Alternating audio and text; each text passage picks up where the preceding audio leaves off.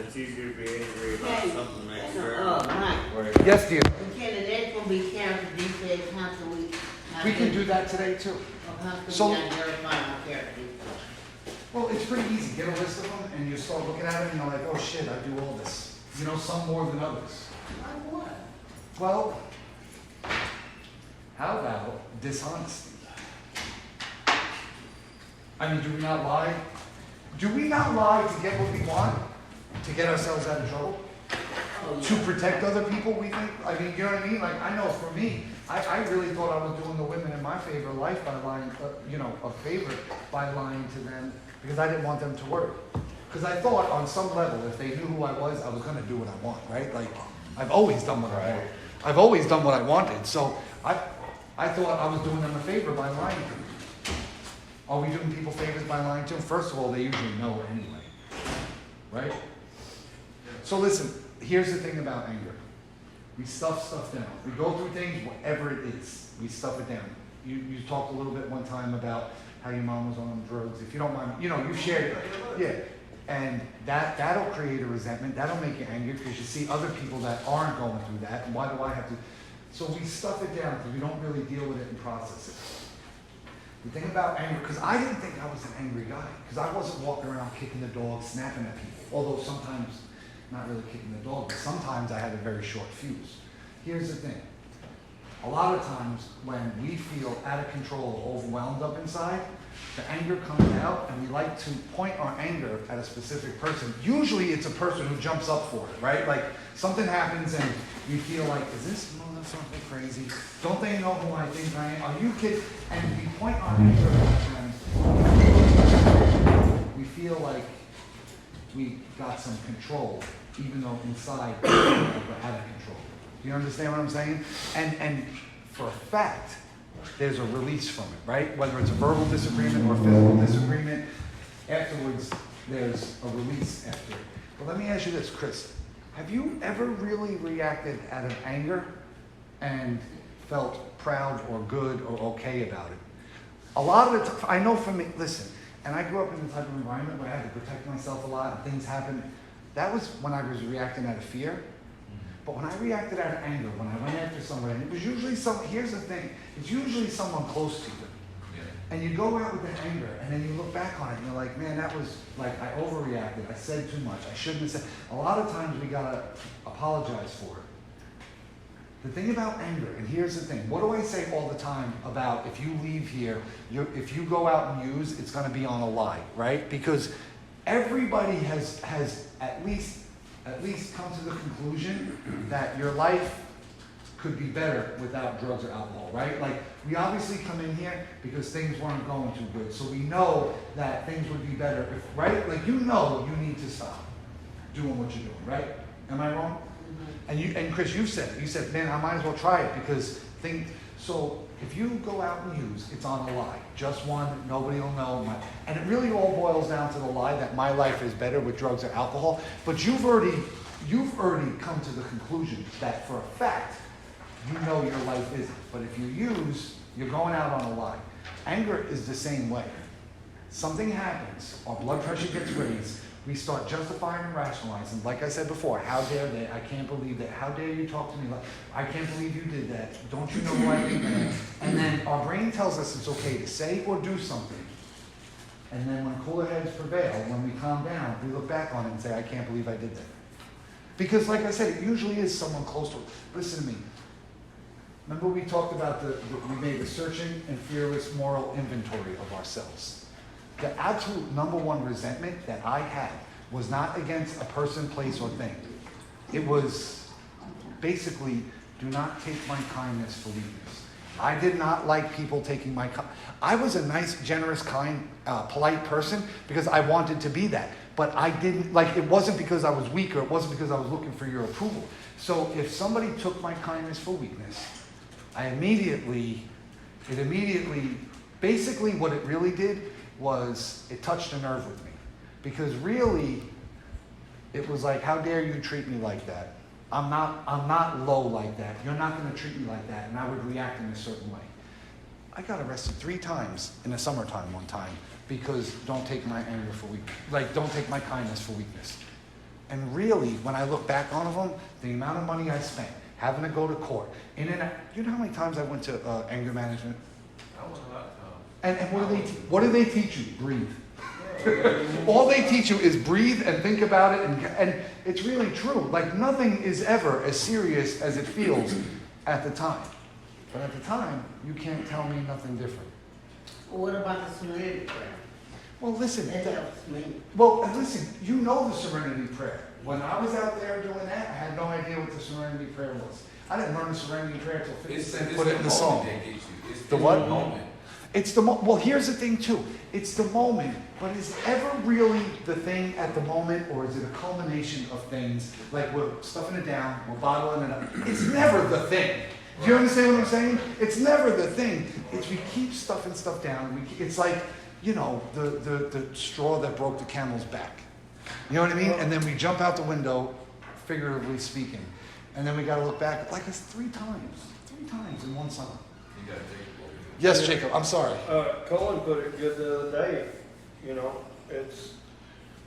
when you're in that moment, it's like inflict as much pain as possible, as soon as possible. Well, because here's the thing. Whether it's When- words, whether it's... Yes, well, here's the tears, thing. whether- When we're to this day, I'm 4.5 years sober, and I really try to be the absolute best person possible. And when I'm hurt, what do I want to do? Hurt someone else. Now, I don't. Do you understand what I'm saying? I don't. I've got to the point where I have some coping skills and I have some stuff, but I was literally on the phone with a counselor friend of mine last night talking about things that something had bothered me, and my first reaction is to make someone pay. You know what I mean? And is that, listen, let's be real. For the most part, is that a reasonable response? Depends. For the most part, I said. That's why I said for the most part. There are times, but for the most part, is a reasonable response. And now, if we're really looking at things the right way, anybody that has kids or anybody that has family that cares about their well-being or anything, to get into physical altercation with somebody or even a verbal disagreement where you're cursing at someone, because like I said, those verbal ones, they wind up just making you kind of look crazy. You know what I mean? Because we really do. We overreact because we really are truly sensitive. And here's the thing too. It comes from the point where that low self-esteem thing, like nobody can dislike me and call me a piece of shit the way I do. But if you do, I'm going to react differently, because you know why? If you actually confirm how I really feel about myself, then maybe I really am that low, and maybe I really am all alone, and I'm on an island all by myself, and nobody wants nothing to do with me, and I might as well just go away then. Yes, Chris? Yes, I was one of them, I guess you could say, people that fucked up all the holidays. But it was like, I could be laughing and having a good time or whatever, and then like, but I listen to I listen to any conversation word for word. So it's like the minute you say one wrong word, it's like, what you said to me? Like, you know what I'm saying? And then now that, like, I'm sitting here arguing or whatever the situation might be or whatever, and like, but other than that, like, having a good time was my thing, but maybe for some people it was just like way too much. Like, oh, you remember dancing with, like, say some chick I was with, like, oh, you remember you was dancing with my mama? Like, well, your mama was dancing back, like, I had a good time. Like, you know what I'm saying? But, you know, this is an example, but it's just that, like, you couldn't say nothing that would, because basically everybody walking on eggshells. Yes. Came to me. Dude, you literally took the words out of my mouth that it's like people will walk like, it's almost like there's a trap that we put out there for people. And the minute they see, here's the thing, that's what was like, and why was I so angry? Why was I so angry? Was it because they fell into that trap? No, it was because I was in a ton of pain and I was carrying this shit around and I was maladjusted and not well adjusted and literally, not literally, because I'm not literally a raw nerve, but I'm like a raw nerve. And as soon as something touches that, I react in a way that, one, is unacceptable. It's not the way healthy, sane people react to social things. Do you understand what I'm saying? And the whole thing is, it all comes down to the self-esteem. It all comes down to the false sense of pride. Not real pride, not real self-esteem. Do you understand? Yes. Because, listen, there's people out there like I have a friend, and I consider him my spiritual advisor, right? Like I met him, you know, he's probably, besides my brother-in-law that I met here, like he's my closest friend in Texas, and he's probably one of the only people I ever had in my life that I almost look up to as a big brother. Because a lot of the relationships I have in my life, I could call somebody my brother, but whatever. He's the type of guy, big guy too. Man, I don't know what you'd have to do to get him to react in a certain way, because he's like, man, I don't care. I'm not going to jail for nobody. Like the most important thing is my wife and kids. I wouldn't care what anybody said to me. I don't care. Like, you know what I mean? Like, you'd have to put your hands on him to get him to react that type of way. And I look up to that because I am, to this day, 4.5 years sober. I am a couple of bad looks and some curse words at a gas station from rolling around with somebody on the floor because and listen, I'm not proud. I don't like that part of me. My anger, I deal with my anger. Like, I tell people all the time, like, it happened here. Like, it happens here sometimes. There was a guy here that, I mean, he was in a bad way and he was very disrespectful and threw something at me and everything. And it was like, I got really angry and this and that. And here's the thing. When I'm angry like that and I'm pissed off and I'm playing the thing over in my head, how many of us do that? Play the thing over in our head, man, I should have did this and I should have said that. And I'm angry, I'm like, man, fuck him and I can't believe it. Because here's my thing, I don't even care if you respect me, right? Like, I'll be overly respectful. I don't even care if you respect me. But please don't disrespect me and please don't be aggressive towards me. And then here's the thing, I'm angry and I'm frustrated and I'm mad and I'm playing this shit over in my head. And now what good am I to you? No. And what good am I to myself? No. I'm completely blocked off by God's will and God's instructions for me because that anger has got my blood pressure. Yeah, exactly. And it's like my anger is not good for nobody. Like even my girlfriend that I have now, I love her to death. I prayed for her. I said, God, please give me a woman that I can trust and love, that loved me like the way my ex-wife did, and I will not fuck it up. Do you understand what I'm saying? Like this, if I caught a body, this woman would help me bury the body. If she caught a body, I'd have to tell the bitch you're on your own because I ain't going to jail for nobody. No, I'm just kidding. But like when we first started going, you know, she would get mad and she would argue with me and I'd say, listen, we can't do this. My anger is not like, don't do, you know what I mean? Because she would talk shit and she would try to get a reaction out of me and we've worked through that and we don't, Testing. Yeah, and we don't have that type of relationship anymore because I can't be in that type of relationship. You know what I mean? Like, my anger is not good for you. It's not good for me. It's not good for anybody. Anger is a regrettable emotion. Nothing good comes out of my anger, and nothing good's going to come out of your anger. Because even like if something happened, when you leave here, you're with your lady, you're walking through, and something happens and you have to protect yourself, that's not going to come out of anger. You're going to react out of fear and self-defense. Do you understand what I'm saying? But if you're out there drinking and you're doing this and you're doing that, and all of a sudden, you know, maybe you start fussing with her and then you want to take it out on another person, that's not good. You know what I mean? Like, that comes out of anger and that's not good and that could get you in a whole lot of trouble. It could get somebody else in trouble. You know what I mean? Like, it's weird how it is. But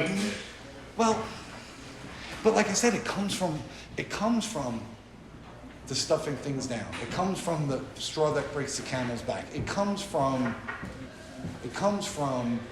the low self-love. It comes from the low self-esteem. You know what I mean? Like I said, or the ego. The ego. Okay. Don't take my kindness for weakness. Don't you know who I think I am? There's no way you're going to talk to me like that because the only way that talks to me like that is me. You know what I mean? Because like I said, like my friend that I was talking about, man, he doesn't care. He could care less what you say to him. You know what I mean? Like he doesn't. Where me, I'm not there yet. I'm trying to be, but I'm not there yet. Okay. Yes, dear. Listen, I my fiance, back in the days, he was alcoholic. And he's been clean about 15 years. But all he do is cuss and go out and be angry. And I'm like, well, you know what they call that, right? no, I don't. They call that a dry drunk. They have all the characteristics of an alcoholic. They're just not drinking. There's no serenity. There's no peace. There's no whatever. It's just. And I tell him, I go, damn, all you do is cuss and complain. You know, and get angry. He get angry so fast until, you know, he throws things because he know he can't hit me. Yeah. You know. And I'm like, damn. And you're not even approachable. Yeah. You know what I'm saying? Because everything that I may ask my questions, you know, to you, you know, you don't even let me finish. You just start going off. Yeah. You assuming Yeah. that I'm gonna say such and such, or assuming I'm gonna say this or that, and I'm not, and you don't went off for nothing, and now I'm pissed. Yeah. Yeah. Well, like I like what Chris said before. Chris said everybody had to walk on eggshells around him. Because that's the way it was like with me. It was like, You gotta do that with him. well, I was watching a Sopranos episode the other day, right? And it was funny because I was like, that was me. Like, here's the guy like Tony Soprano, right? Should have the world by the balls, right? And he's screaming at everybody. He's ripping the phone off the wall. He's banging his coat, like, you know what I mean? And it's like, I They used get to, to his therapist room. yeah, but like I used to get like that too. Did you say he's banging his therapist? No. That's missing the point. Sorry. That's not the point. The point is when you're that wound up, when you're that aggravated, the straw that breaks the camel's back, you're that angry. It's never really that. It's not what you said. He's angry and he's got that listen, when we are conflicted and we've got this war going on inside our head, there is no peace. Do you understand what I'm saying? Do you know why he's angry like that? Because he's not happy about his sobriety and he's not happy with his life. Because happiness needs to come within. Happiness is a byproduct of clean living. Clean living by living by your conscience, doing the right thing because it's the right thing to do. And here's the thing. Being of service to as many people as you can. Because I keep telling you guys all the time, we were put on this earth to take care of each other, to teach each other, more importantly, to love each other. And when we are doing that, we feel like we're doing what we're supposed to be doing. When we're not doing that, we feel like we're not doing what we're supposed to be doing. You know what I mean? And usually we're running through life on self-will. We're convinced that if we get what we want, or more importantly, if people would just act right and do what we want, that we'd be happy. Do you understand what I'm saying? Like, how many of us are convinced that if everybody would just do what they want, if everybody would just do what we wanted them to do, then everything would be fine. Right? I mean, let's talk about love for a second. How many of us have been in relationships where we just really liked the idea of that person? They looked good, they checked a lot of the boxes, you know what I mean? But when we actually broke up with them or not, we could even still be in that relationship. When we actually look at them, do we truly love the person for who they are or what they can do for us or what we thought they could? Do you understand what I'm saying? It's like, it's a real thing. Like, it's a real thing. Like in the relationship, I really love the woman for who she is. She's a really good person. You know what I mean? She goes and does homeless outreach once a month, and she goes to church, and she really loves my kids like they were her kids, and she loves my family, and she's just a really loving person. Like, I don't love her for what she could do for me. I don't want her to do anything for me. You know what I mean? I just want her to be who she is. How many of us have been in, like I said, been in relationships, and we don't know what real love is with your fiance? Do you think he loves himself? He's always been arrogant, conceited. But that's ego, dear.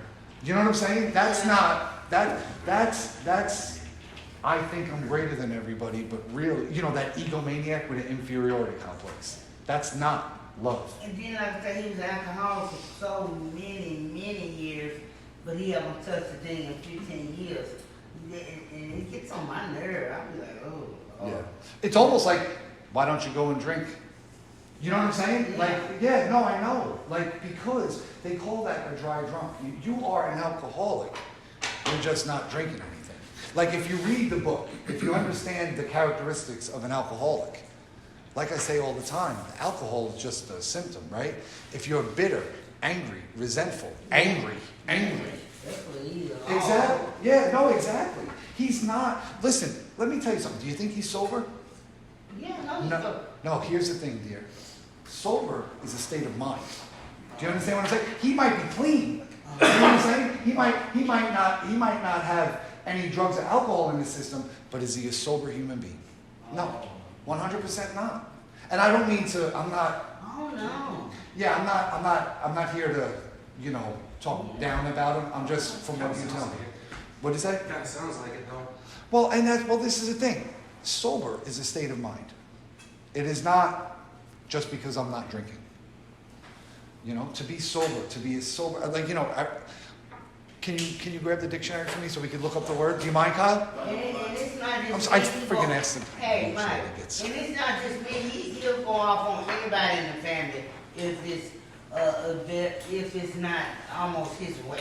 Yeah. And, you What, know, what did I just say man, about how we're convinced that if everything, it says it right in the book. First of all, it says in the book, anger is the dubious luxury of other people, but we cannot afford it. Oh, really? That's in the big book? That is in the big book. Oh, I If, need to write that down. I will show it to you later, I'll pull it up and. Okay, you show it to me later. Yeah, because that's, I mean, anger, because where do you think resentment comes from? Anger. Basically, your own personal issues. Well, but it comes from anger. How dare they? Or, you know, remember the story we read the other day about the guy in the car salesman? Right? Because of his drinking? Yeah. He fucked it up. I had a dope ass car dealership. Now Brent owns it. Yeah. And I gotta go see Brent's fucking happy face every day. Hey, Mike, how you doing? Man, fuck you. You know what I mean? Yeah. He might go out and make me some money.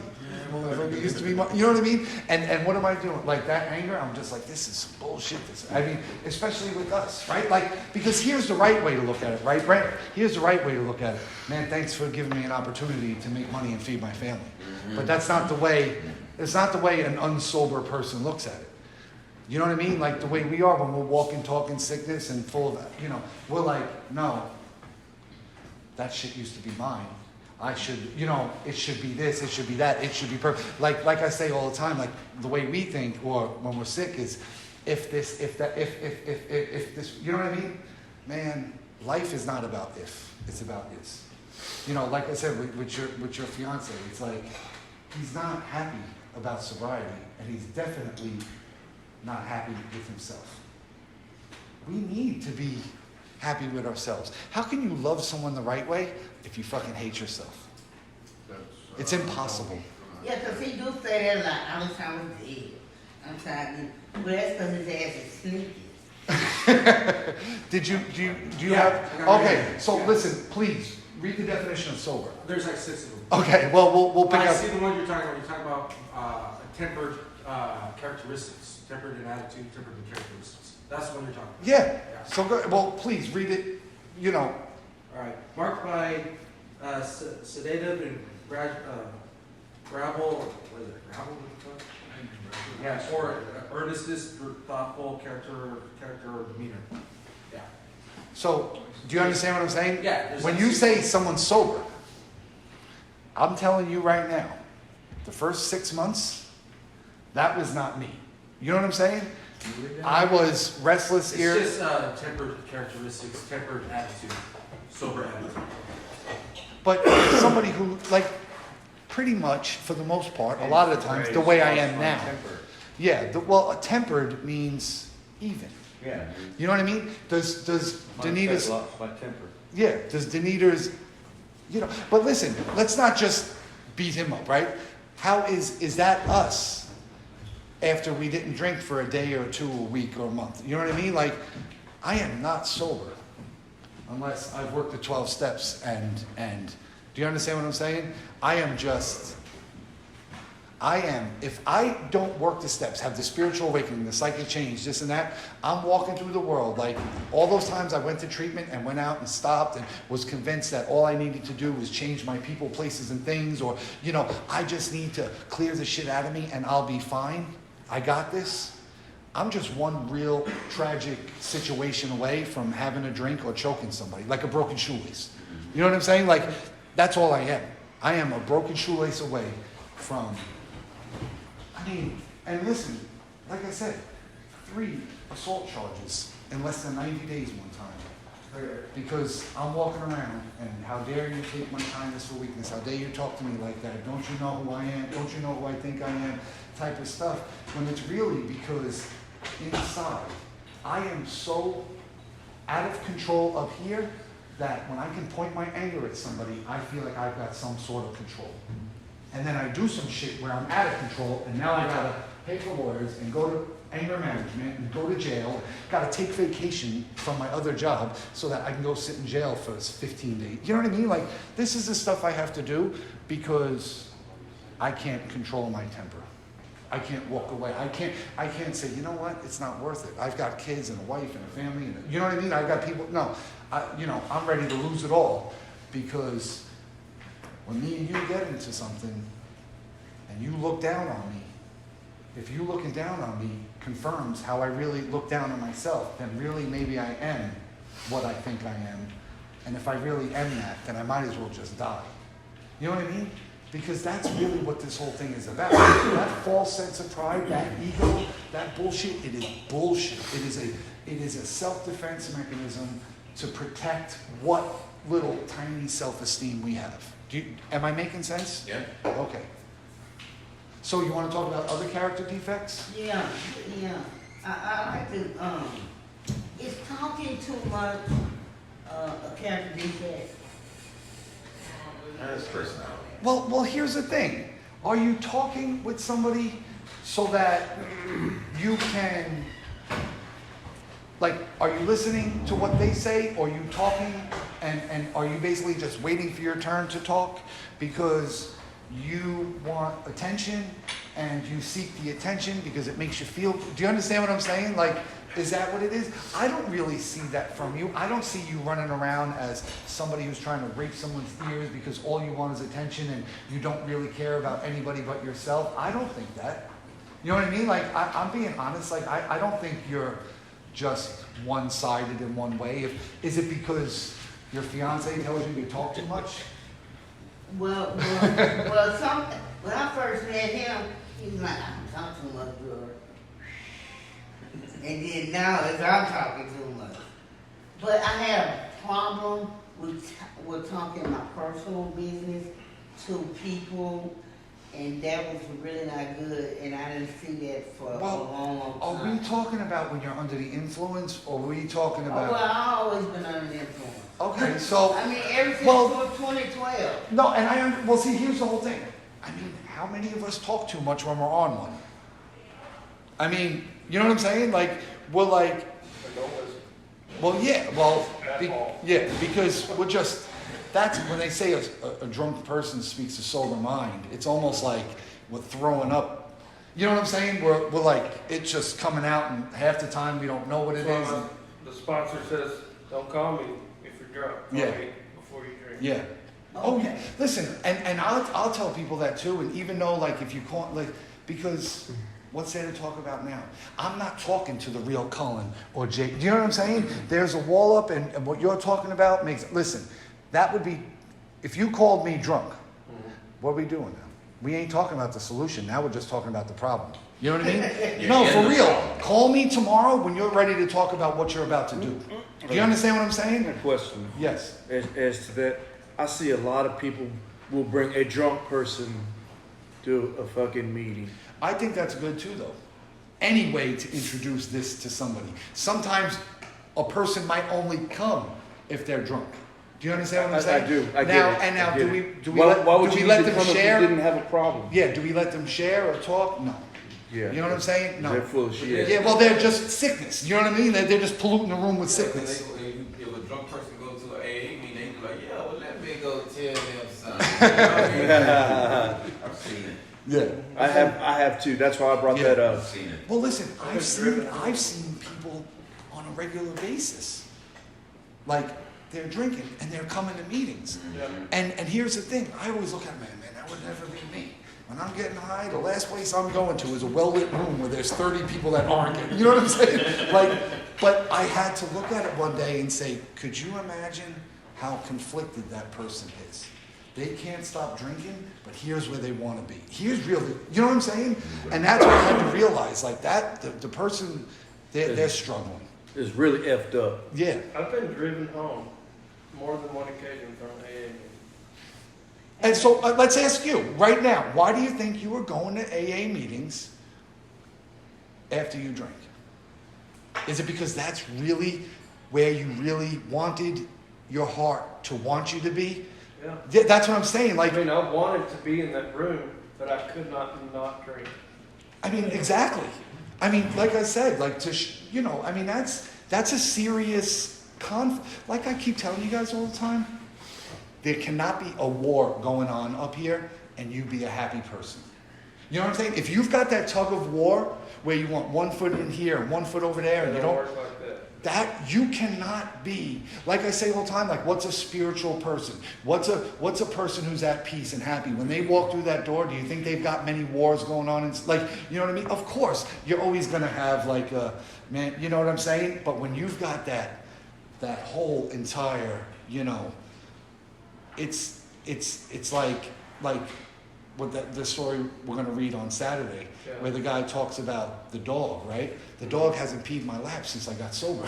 You know what I'm saying? Because the dog knows where your head's at. Because really, we are. I mean, can we not, have we never been around people where they're like, something's not right with him? I mean, you must see it all the fucking time. You know what I'm saying? You're like, you know, that person. I mean, I grew up with guys like that. Like, some of them just Can't get ain't that. right. You know what I mean? Like, you don't even want to be around them because, Well, man, listen, Yes. I smoke 2 pieces of crack and drink a beer and say, well, come on, I guess I gone to the meeting. He said, I'm not taking your ass to You know, it's just to be sitting there, you ain't gonna, is he right now, I'm nothing out of it. I just feel, you know, it's like, I don't feel that I'm an alcoholic, because let me tell you what I do, I smoke crack. yeah. But I do have to have a margarita or a 16 ounce or a small gin Yeah, to mellow me out. to because take the edge I'm off. Paranoid. Yeah. So, and that's but I don't wake up saying, oh, well, I need to go to the liquor store. I only drink when I smoke crack, but which is every day. Yeah. But that don't make me alcoholic. Well, here's the thing. What comes first, the chicken or the egg? You know what I'm saying? Well, Oh. but my point is, all right, you're not an alcoholic because you only drink when you smoke crack, but you smoke crack every day, so you're drinking every day. Do you think, and here's the thing, do you think that you can go out and successfully drink and not smoke crack? Oh, no, I know I Okay, can't. all right, so why, But I'm not gonna wanna say, hey, stop at the liquor store neither, because I just don't feel that I'm an alcoholic. Maybe I'm in denial. I don't have to have a beer unless I smoke the crack. Yeah, You see what I'm saying? I But completely. that's every day. No. Well, her thing is, she thinks that. I Well, see, understand what you mean. well, here's my thing. Are you saying that because when you get out, you think you can have your margarita or do whatever? Oh, no, I know I Okay, can't. so, because but here's the whole thing. It's gonna What does- wake it up. Well, here's the whole thing. What does it matter, alcoholic It or doesn't. addict? Like, addict is an addict, right? Like, Don't get caught up with the name. yeah, exactly. Don't let that, you substitute alcoholic for crack. Yeah. Crackaholic. Crack Anonymous. Uh-oh. Cocaine anonymous. I mean, that's how you look at it. It's the mindset that they're trying to Well, change. even, and if you read that book, like I say all the time, if you read that book, it has more to do with our attitude, our perception, our behavior, and our patterns than it does a particular substance. Yeah, it says alcohol in there all the time, but you know what I mean? Like, when you say I'm not an alcoholic, like I'm an addict, it's all the same shit. You're the type of person that without a program or God and the 12 steps in your life, you will eventually, sooner than later, get high. It's a fact. You know what I mean? The faster you accept that and start working a program, the faster you're going to get better. Yeah, because I've been using since 2012 nonstop. Yeah. So now I feel like a chronic relapser. Well, here, can I bust your head open with something real quick? Yeah. You can only relapse if you've recovered. Do you understand what I'm Oh. saying? Because if you look at the word, if you look at the dictionary, relapse, it basically says recover, like after you've, because I used to think I was a chronic relapser until I looked it up and I said, well, I never really relapsed. I would just hit the pause button because I never really recovered. I only recovered once in my life and I don't ever want to go back. Do you understand what I'm saying? I've only recovered from a seemingly hopeless state of mind and body by doing the 12 steps. I never, like when I was out there and I would get those 6 months at a time, or 5 months, or 4 months, I was still that same person I was your husband, do you understand what I'm saying? Your husband hasn't recovered. He just doesn't get high or drink. You know what I mean? He's not a sober person. He's not walking around like, you know, adding to the world. He's still taking from the world because he stresses you out and aggravates you. You know what I mean? He sucks the life out of you. You're walking around on eggshells, this and that. That's why I say all the time, like, and here's the thing, like what your husband, fiance said, like he wishes he was just dead. Do you know why he wishes he was just dead? Because he doesn't feel like he has a purpose. He doesn't feel any good. He doesn't have any of these spiritual experiences. Guys, spiritual experiences are an amazing thing. It feeds your spirit. It makes you feel good. It makes you feel like this is what I was put on earth to do. Even if it's just something simple as like helping somebody do something. You know, it's like when you are of service to another human being, especially another human being who is hurting in pain or needs it, when you are of service to them, like I say all the time, if I were to fall down right now because my kidney stones and I needed to get to Ike for him to help me, Chris and you guys would help me do it. It would be almost like you definitely wouldn't think about it. You would just be like, okay, it's just the right thing to do. You wouldn't have to justify it or rationalize it like we do with our drinking or our drug use. You would just do it, and then say you wind up finding out like, holy shit, man, you saved Mike's life. If you'd have got it, you know, if whatever, you'd be like, man, I felt pretty good about it. You know what I mean? Like you would just feel good. Like it's just, this is the type of stuff we're supposed to be doing. We need to feed. You know, with your fiance, he doesn't take care of his physical. He doesn't take care of his physical, mental, or spiritual health. Yeah. So he's still a sick human being. Yeah. He's just not drinking. And that's what we all are. I mean, that's what, when I do those groups on spiritual sicknesses, or the book, the passage we read last night, or even what that young lady spoke about in her main message was, like when she talked about how she listened to the Joe and Charlie, and it said that we have a soul sickness. Like that's the shit we need to be taken care of, because if we don't take care of that, we're still going to be sick. We're still going to be angry. We're still going to be resentful. That's the shit that eats us up from the inside. You know what I mean? And this is what we need to take care of. And here's the thing. Man, why, you know, like we only get one life. We only get one body. It is very precious. If you have people out there that care for you, why not try to take care of yourself as best you can so that you're best you can be for them? You know, a lot of the amends that I had to make, like when I made my amends with my old boss and people from New York and my parents and stuff, was like, I'm sorry that I was bare minimum Mike a lot. You know what I mean? Like, I'm sorry, like, because you deserve to have the very best of me. You know, I talked to my two sister-in-laws when I was talking to them and making amends, and they both cried and said, Michael, you don't owe me an apology and this and that. And I'm like, yeah, but I really do. Like, I caused a lot of pain to your family, and I did this, and yeah, I was sick, but it was like, you deserve to have the best of me. And you never, you know, you've seen flashes of it, but you had bare minimum Michael out. And it's just, you know what I mean? Like, that's like, I tell you, man, the last few years, the last 4 years or whatever, it's like, I haven't had to hate myself like that, or fall short like that, or feel miserable like that. It's just, that's the shit that ate me up. And here's the thing, I didn't know so much that it was eating me up, like when I was sitting in your seat. I didn't know that, you know, me falling, you know what I mean? Like I knew it in a certain way, I knew the guilt and the shame and the remorse, but I didn't know that that was what really was tearing me up. You know, I didn't know that, like, being the best, like, I tell you all the time, like, I went to treatment, and so many times they said, Mike, you need to do this for yourself. And I'm like, you're bugging. Because when I'm living for myself, I am not in treatment. I'm running. You know what I mean? Like, I'm doing drugs, I'm selling drugs, I'm running 100 miles an hour, so I don't have to sit still with myself because I hate myself.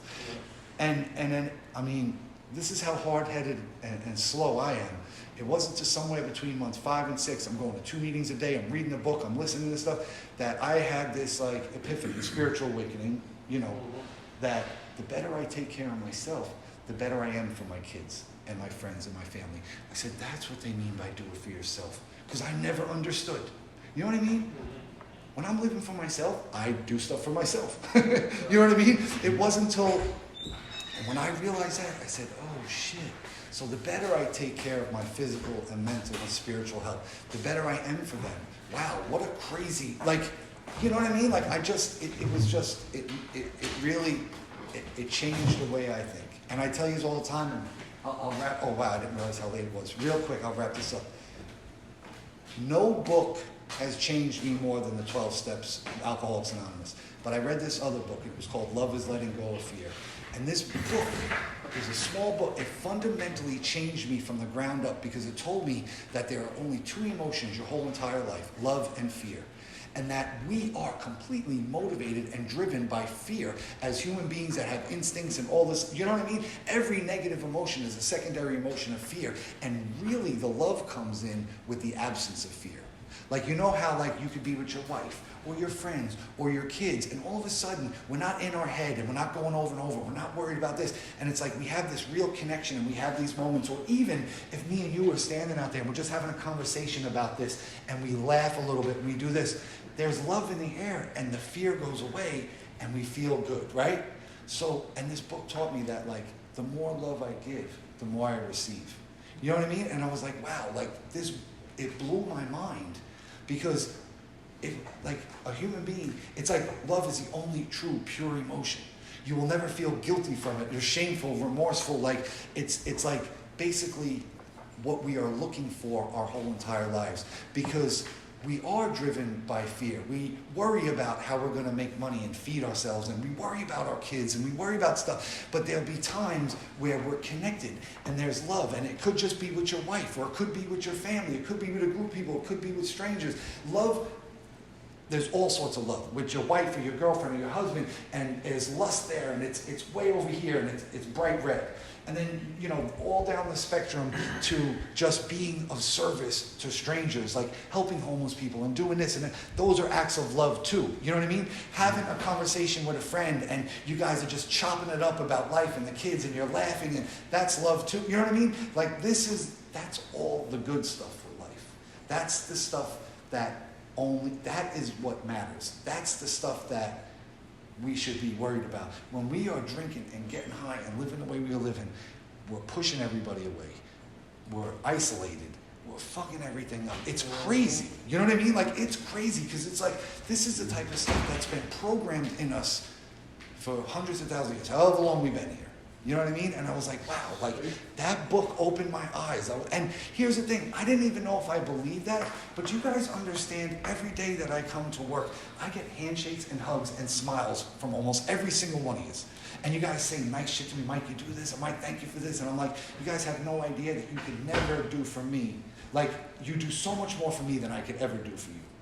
You know what I mean? But it's like, and all I want to do is give you guys a little bit of inspiration and hope and lift you up and make you laugh sometimes and do this. It's like, because when I see people that really give a shit about changing their lives and doing better, because where you're at right now, it's avoidable and preventable. Like, all you need to do is do the work and get better. I want everybody to be the gift for their families. Like I've told you this a million times, Brent, like your kids deserve you to be sober more than you, because, you know, we always had the drugs and the alcohol to, you know, to cope with or whatever, fade in and out, you know what I mean? Like, and they're just watching us, and your wife and everybody that's watching us like do this. It's like, they deserve it.